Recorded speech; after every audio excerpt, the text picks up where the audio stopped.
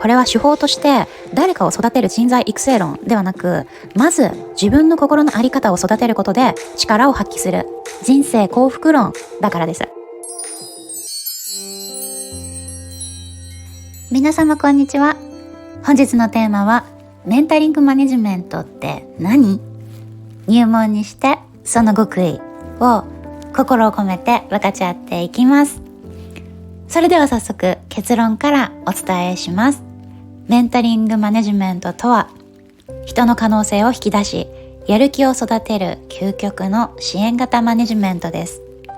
動画の最後にもメンタリングの重要性と22歳でこのメソッドに出会ってから実践している私の経験についてもお話ししていますので、ぜひ最後までご覧くださいね。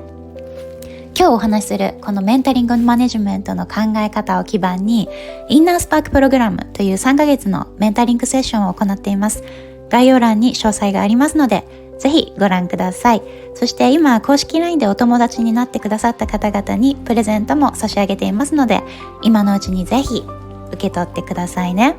チャンネル登録もお願いします。改めてメンタリングマネジメントって何でしょうメンタリングセッションやってますよって言うと、メンタリスト大悟さんみたいなことやってるんですかって聞かれること多いんですけれども、違います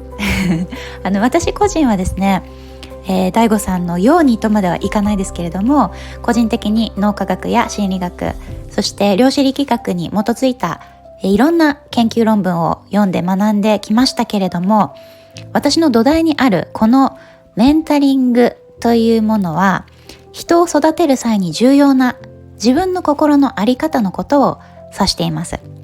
これは私の敬愛する恩師福島正信先生の下で社員として働かせていただいてた時に浸透させていった人材育成全般の考え方です。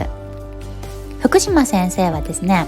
昔はマイケル・デルやピーター・ドラッカーにもインタビューをしに行ったり、10社以上の上場企業の経営者の育成をされてきた、実はとっても有名な人材育成のコンサルタントです。日本の名だたる大手企業の管理職の皆様や中小企業の経営者、そしてアスリートや芸能界の歌手の方、そうした組織のリーダーに慕われ、全国各地を飛び回り、年間350回に及ぶ研修や講演で引っ張りだこだったんですね、当時。それで先生に、出版社さんからの依頼が止まらず、その際に私が福島先生のご著書14冊の執筆出版のお手伝いをさせていただいてきました。今でこそ誰でも出版できる時代になっていますけれど、当時3年間で14冊で業界を知っている方々はいろんな意味でありえないと言って信じてくれないんですけれどそれくらい人気で本当に活躍されているコンサルタントの先生です。福島先生の本を書かせていただいてきたほどですから、私はこのメソッドの真髄を徹底して学んできましたし、その後も人間関係を築く上でも、人生において働く上でも、今の私に染み込んでベースになっている大切な考え方、そして物事の捉え方になっています。インターネットでもメンタリングって調べると、リーダーシップを語る上でも、ボトムアップを考える上でも重要な考え方なので、企業内でとか社員が部下に対してっていうワードが出てくるんですね。でもそもそも福島先生のこの考え方のベースは1995年に出版されている起業家精神やアントレプレーナーになろうというご著書で紹介されているんですね。ということで、企業に勤めている方々だけでなく、会社を起こして、自営業者としてですね、起業していて、社員がいる方、スタッフいる方いない方関わらず、あるいはフリーランスで一人でお仕事されている方、子育て中の、主婦の方、学校の先生であったり、将来の方向性を考えている最中の学生さんたちなどなども、あらゆるというか全ての人に役に立つ考え方がメンタリングマネジメントと言えます。なぜならですね、これは手法として誰かを育てる人材育成論ではなく、まず自分の心の在り方を育てることで力を発揮する人生幸福論だからです。ということで、ティーチング、コーチング、カウンセリング様々ありますけれども、メンタリングはメンティーという受け手側ですね。その相手に対してメンター、これは上司に当たったりもしますけれども、そのメンターが長期的な視点を持ち、人格的成長の支援をするものと定義しています。ちなみにメンタリングではこの指導者のことをメンターと言いますが、この語源というのは古代ギリシャ文学オデュッセイアに登場する人物メントール、メンターと言いますけど、もうそこから由来が来ています。その物語の背景ですけれど、英雄のオデュッセウスが遠征に出るときに彼は自分の息子を残していくんですね。でその時にオデュッセウスは信頼するある友人にこう言いました。私の息子の世話と教育を頼む。私の代わりに導いてやってほしい。そう言って彼が自分の息子を託した友人こそがメンターという名前であったそうです。この象徴的な物語のポイントは、メンターは人格的、そして精神的に成長を支える存在として書かれているんですね。経験と知恵を持って教えずに導く信頼できる助言者という意味でメンターという言葉が使われ普及されていきました。成長を見守り励まし導く人がメンターです。メンターに重要な3つの基本姿勢というものがあります。このメンタリングを効果的に実践するには以下の3つの行動基準が重要とされています。まず1つ目が一番最大に重要なポイントなんですけれども、それが見本となるということです。自らがまず先頭に立って行動し、魅力的な存在となり尊敬されることです。教えるのではなく気づかせるというのも一つのポイントです。メンターはですね、オデュッセウスの息子にこうしろとか、自分はこうだったからこうした方がいいだなんて安易に言いませんでした。むしろ、あなたはどう思う？自分で決めなさいと促します。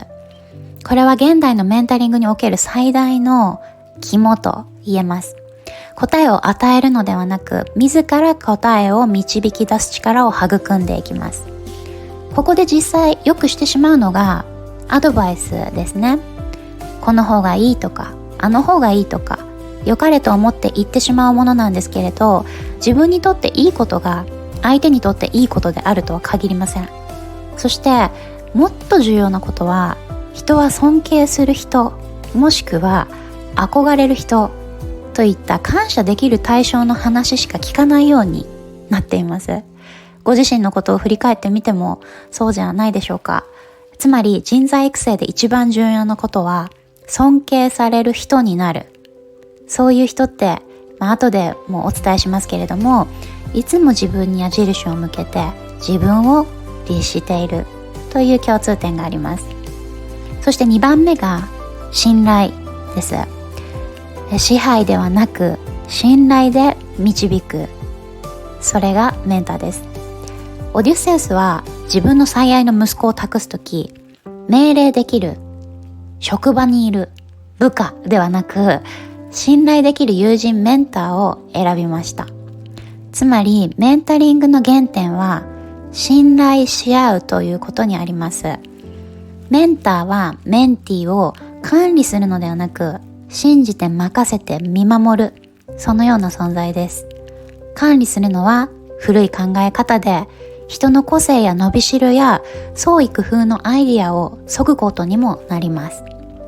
逆に信頼は相手の勇敢な行動力や自由奔放な発想を引き出すんですね。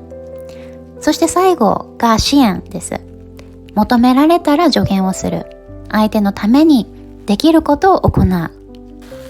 メンターが思いを語り、メンティーのやる気に火をつけるということです。たくさんのね手法で支援することはありますけれども、大切なことはやる気を引き出すということです。これらの基準を実践することでメンティーとの信頼関係が築かれ、育成効果が最大化されます。メンターが自分を育てる際にも、人を育て導く際にも一番意識しておくべきことがあります。それは互いに自立を目指すということです。自立の反対は依存です。コントロールの欲がある場所に依存関係が生まれます。私たちは大切な関係、それが職場でも対仕事でも夫婦でも親子でも恋人、友人、兄弟、あらゆる思い入れのあるものほど期待が生まれ、自分の思いに応えてほしいという欲が出ます。しかし職場という組織も仕事も生き物ですよね。そして人間関係はその最たるものであり、コントロールすることはできない、あるいはコントロールすることはしてはいけないということを人として肝に銘じなければいけません。このバウンダリー、人間関係の境界線というのは他のビデオで詳細をお話ししたいと思います。とっても大切なポイントです。この自立している人を自立型人材と言っています。特徴は解釈がポジティブで建設的な未来志向であること、そして自分自身に集中しているということです。あの人が働いてくれないとか、あの部署が動かないせいでとか、そういう責任転嫁や言い訳的なこと、あるいは愚痴とは無縁です。そしてその人たちの持つ姿勢はいかなる環境や条件の中においても自らの能力と可能性を最大限に発揮して道を切り開こうとする姿勢です。まだまだ奥は深いんですけれど、メンタリングって要は見本となって輝き、心境や状況にかかわらず相手を信頼し自分にできることで支援する、その心のあり方なんですね。そして自立した人材を目指し続ける自分への挑戦というその背景があります。この自己信頼から発信する意図が仕事も人間関係も素晴らしいものに変えてくれるというメソッドでもあります。私はですね、福島先生が会社の社長としてこの活動をされる中で、こんなことがまかり通らない、生産性が落ちるって言ってメンタリングについて綺麗事だと言われてきたことをお聞きしてきましたし、そして言われているところにも遭遇してきました。大半は真摯に相談される方も多かったようですが、中にはこんな簡単なはずがないと怒りや苛立ちが見える方もいらっしゃったようです。そして私自身もその後立ち上げに参画した非営利団体の事実上の共同代表から散々さとみさんの考え方は素晴らしいし、スタッフへの接し方は理想的だけれど綺麗事だと、課題のある相手の成長を待って信頼を築くなんて時間がかかりすぎる、組織のためを考えたらその人を早くクビにして他の人を雇う方が賢明だと言われて1年以上も意見がぶつかりました。私はこの考え方、メンタリングの心のあり方を曲げませんでした。その結果それがトリガーになって重度の適応障害になったわけですが、けれども目的や理念の達成のために人を利用する考え方は組織のあるべき姿ではありません。目的や理念はあくまでも人を愛し育てるプロセスを大切にすることで達成される結果に過ぎないからです。このメンタリングマネジメントは単なる人材育成として収益や生産性を上げることが目的ではありません。しかしむしろ思い通りにならない人材を説教したり説得したり思い通りにコントロールしようとして出る利益なんて持続しないんですよね。生産性も落ちますし、そして全てはエネルギーであって、こうして良くないエネルギーで動かしている組織は飛躍しません。人間として生かされている私たちが目指すのはまさにこのメンタリングマネジメントの根幹にあるものです。それは自分が見本となって周囲の関わる人と協力し合いながら責任を持って人を愛する勇気を持つこと、そして相手がやってくれないからではなく、何もないところから信頼関係を自発的に自ら立て上げ、支え合いながら人間らしい喜びを分かち合うことに本質があるということです。そして必ずそこに収益や生産性はついてきます。福島先生のこの提唱するメンタリングマネジメントもやっと時代が追いついてきたのような気がしますけれども、このセオリーを40年以上にわたって様々なジャンルのお仕事をされている様々なお立場の様々な方々に発信し続けている私の恩師を誇りに思います。そしてぜひ皆さん、このメンタリングのエッセンスをぜひ日常に取り入れてみていただけたら嬉しいです。無料音声配信アプリスタンド FM では裏話として、当時22歳だった私がどうやって福島先生と働くことになり、彼の公認ゴーストライターになった経緯やどんなお仕事をしてきたかなどもお話ししています。そして金曜日の13時からライブもしています。どちらも概要欄からぜひ遊びに来てください。アプリでは放送を倍速で聞くことができます。今日このメンタリングマネジメントについてお分かちできたこと、心から嬉しいです。それでは See you in the next video.